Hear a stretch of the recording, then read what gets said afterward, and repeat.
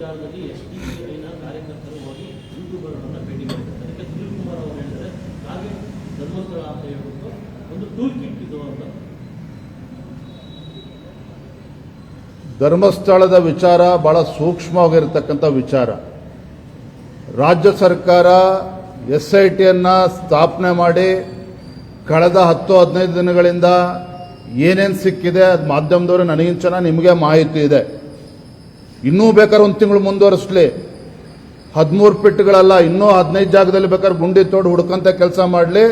ಸತ್ಯ ಹೊರಗೆ ಬರಬೇಕು ಅಂತಕ್ಕಂಥ ಅಭಿಪ್ರಾಯ ರಾಜ್ಯದ ಜನತೆಗೂ ಕೂಡ ಇದೆ. ಆದರೆ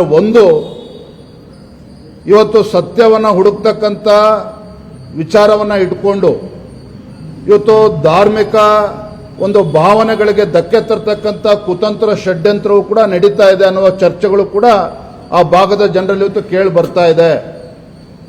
ಹಾಗಾಗಿ ಅಲ್ಲಿ ಏನು ಸತ್ಯವನ್ನು ಕಂಡುಹಿಡಬೇಕು ರಾಜ್ಯ ಸರ್ಕಾರದ ಕರ್ತವ್ಯ ಇದೆ.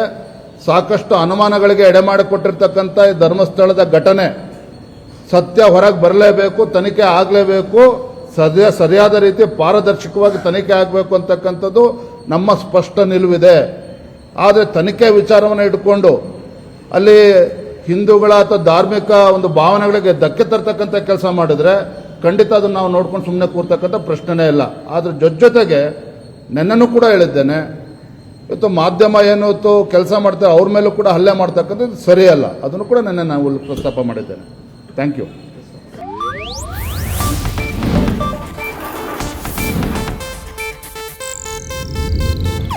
ಇದು ಏಷ್ಯಾನೆಟ್ ನ್ಯೂಸ್ ನೆಟ್ವರ್ಕ್ ಪ್ರಸ್ತುತಿ.